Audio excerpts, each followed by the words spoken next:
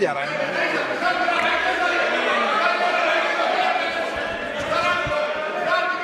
Sir, with your permission, I rise to move for leave to introduce the Mussalman Waqf Repeal Bill 2024.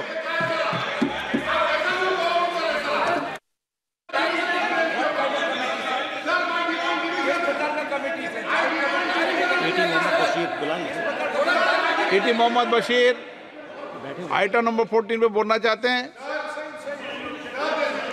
Introducer दूसरा bill है।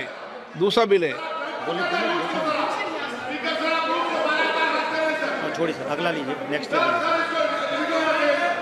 बेनी बनन no, के Radhakrishnan no, Sougat Rai ji. Sir, ये जो bill है मुसलमान वक़्फ़ बिल को वापस लेने की, वैसे भाई मुझे बोले तो फिर तुम बोलो। अरे बोलो ना।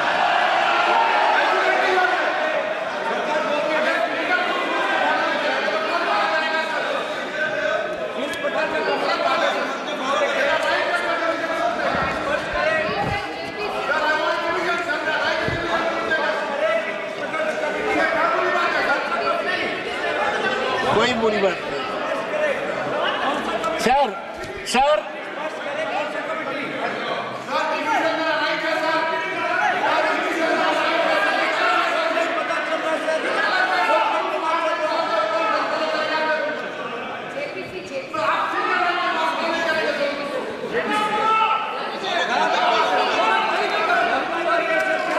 अभी मंत्री जी प्रस्ताव लाएंगे, अभी नहीं, इसके बाद, अभी इनको बोलने के बाद। सर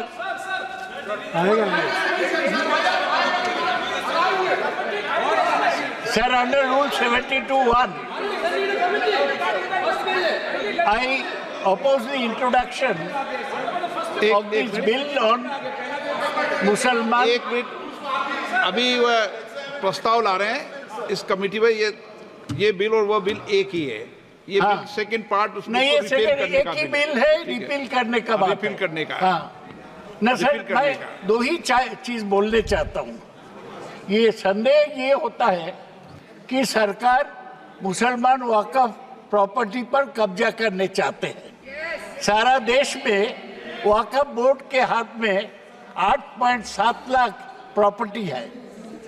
इसका पूरा एरिया है 9.4 लाख एकर्स अक्रॉस इंडिया और इसका एस्टिमेटेड वैल्यू है 1.2 लाख करोड़।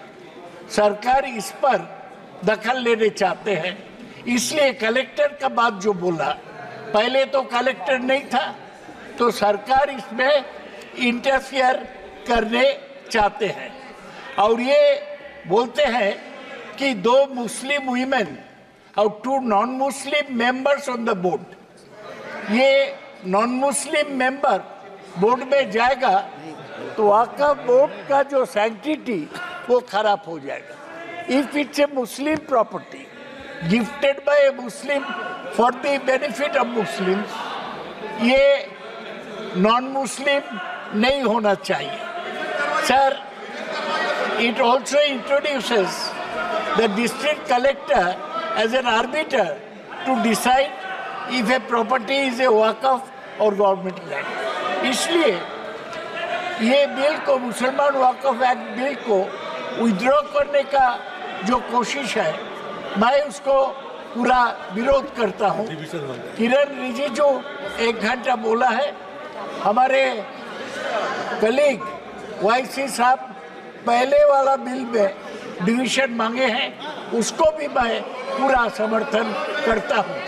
ये बहुत सेंसिटिव बिल है, ये बहुत सेंसिटिव बिल है, इसमें कोई जल्दीबाजी, कोई जबरदस्ती नहीं करना चाहिए।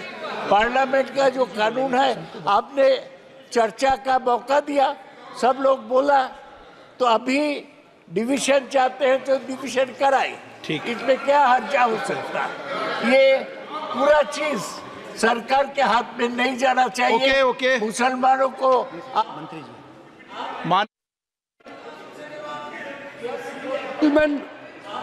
जो एक्ट रिपील का मैं मूव किया है, मैंने मूव कर चुके हैं जो 1923 मुसलमान वक्फ एक्ट 1923 को रिपील मैन का, उसको तो रिपील कर ले। ओके, तो मैं इसमें ले लो बताऊंगा, आप। जानना चाहते तो मैं बताऊंगा।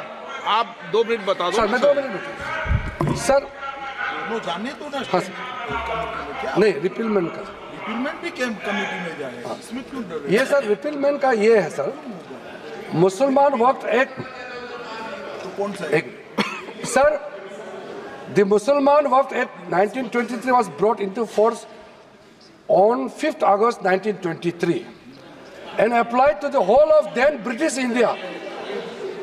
सुनिए, क्यों वो कानून स्टैट्यूट बुक में रहना ही नहीं चाहिए था, इतना साल रहा, रिपील करना चाहिए ना, including British Baluchistan and Santhal Parganas. उस समय का जुरिस्डिक्शन मैं बता रहा हूं। The Waqf Act 1954, which enacted the laws of Waqf for the first time in independent India, provides White Section 69 Clause 1 Subclause 5 that the Mussalman Waqf Act 1923 does not apply to any Waqf governed by the 1954 Act। तो in effect 1923 मुसलमान वक्फ act in effect redundant हो चुका है, ये sir applicable नहीं है। सो in effect ये redundant हो चुका है, इसलिए सर स्टैट्यूट बुक में नहीं रहना है, इसलिए मैं ये रिपील अमेंडमेंट इसको भी आप इसको भी रिपेल को भी कमेटी में भेज रहे हो ना। ये एक्ट एक्चुअल में 1995 एक्ट और 2013 का अमेंडमेंट आने के बाद अस्तित्व में नहीं, हम कागज पर से निकाल रहे, इतना ही है। और मैं मानता हूं इसमें विपक्ष सहमत होगा। आप दोनों का है कि इस पर जॉइंट पार्लियामेंट कमेटी बनाएंगे? प्रस्ताव क्या आपका? जो ये रिपीलमेंट वाला तो सर नहीं, इसका जॉइंट पार्लियामेंट दूसरा सर जो 2024 वक्फ अमेंडमेंट बिल को हमारा तरफ से हम प्रस्तुत करते हैं कि जॉइंट पार्लियामेंट्री कमेटी बनाकर मैं सभी माननीय सदस्यों और सभी दलों से नेताओं से बात कर इस जॉइंट पार्लियामेंट कमेटी को बनाऊंगा। ठीक है। प्रश्न है कि विधेयक को पुनर्स्थापित करने की अनुमति बताएं। सर पढ़िए। डिवीजन, हाँ करा लो डिवीजन, बैठो। प्रश्न ये कि विधेयक को पुनर्स्थापित करने की अनुमति बताया जाए। जो सदस्य पक्ष वहाँ के हैं, जो सदस्य के विरोध में ना के हैं,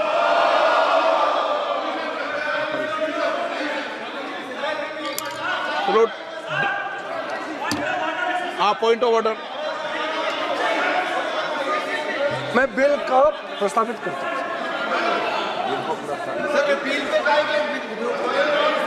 नहीं चल रहा है सर। 67 ये कहता है सर कि यदि 2 आइडेंटिकल बिल एक साथ हैं तो एक बिल को जो है सरकार वापस ले सकती है, ये रूल कहता है। इसमें कौन सा डिवीजन का बात है सर? आपका जो रूल है ये कह रहा है दोनों आइडेंटिकल बिल है। ये 1923 का बिल है जिसको कि हटा के ये वक्फ एक्ट 95 को लाया जा रहा है, दोनों बिल एक है, यही तो रूल कह रहा है सर। जी अच्छा, आप बोल रहे हैं demand division sir, this is my right, I want a division sir please. आपका राइट तो है, लेकिन राइट जो है इस पे कैसे राइट बनेगा आपका? सर हम तो शुरू से बोल रहे हैं डिवीजन, शुरू से तो बोल रहे हैं। आप ही नहीं सुनो तो मैं क्या करूं सर? नहीं, मेरा तो राइट है, हम तो आप स्पीकर नहीं सुनो तो कैसा होगा सर? ना मैं तो शुरू से बोल रहा हूं डिवीजन करवाइए, डिवीजन करवाइए। नो। प्रश्न है कि विधेयक को पुनर्स्थापित करने की अनुमति प्रदान की जाए। जो सदस्य के पक्ष में हाँ के, जो सदस्य विरोध में ना के, मेरे विचार में निर्णय हाँ वालों के पक्ष में हाँ वालों के अनुमति प्रदान की, माननीय विधेयक को पुनर्स्थापित करें। I introduce the bill sir. माननीय सदस्य नियम 377 के अधीन मामलों को सभा पटल पर रखा जाए। जो सदस्य 377 के अधीन मामलों को सभा पटल पर रखना चाहते हैं वे सभा पटल पर रख सकते हैं।